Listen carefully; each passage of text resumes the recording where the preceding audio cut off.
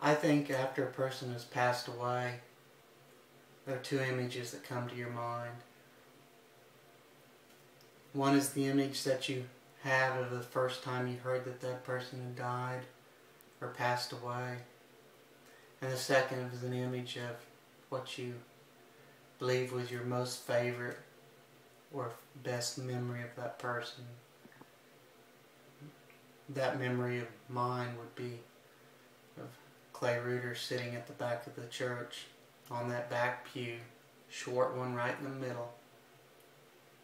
His brother sitting by his side, his dad guarding the door, asking people where they'd like to sit, his mom sitting on the opposite. And I'd walk by and I'd give him that "I'm watching you" look. You know, where you point your fingers to your eyes and you point your fingers at them. His dad would say, "You get him, Scott."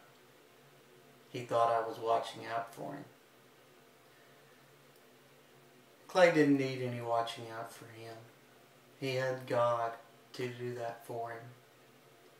This was a kid that was so proud of accomplishments that he did himself. He took me out one day before church and showed me this old farm pickup that his dad had given him. He painted it bright white. He built by hand a grill guard for the front of that, and he was more proud of that grill guard than anything. He could have bought one, I'm sure, with the money that he's made from working hard for his dad, or from the pig shows and the cattle shows that he'd won. But here was a kid that thought it would be more rewarding and more fun to do something yourself than to go out and buy something. This was a kid who thought it was more rewarding and more fun to do it yourself than do anything else. He didn't sit on the sidelines during basketball or baseball. He played. He had a condition that would probably render most of us here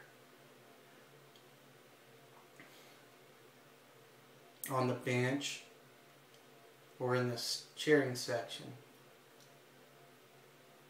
But Clay didn't do that. He was out there every day.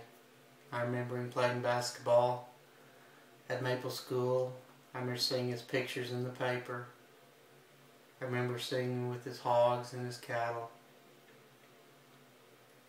This was a kid that had to give himself injections when myself as a kid, you couldn't hold me down long enough to give me an injection. And this was a kid that did it because his life depended on it. And I think he thought his life depended on him having fun and living it to the fullest. He didn't want to sit at the bottom of the dune and watch people drive around while he took it easy because he wasn't as good as them. Here was a kid that lived life to the fullest. And I'm sure that he didn't know that his life was going to be ended. Just months before, I remember him taking tests and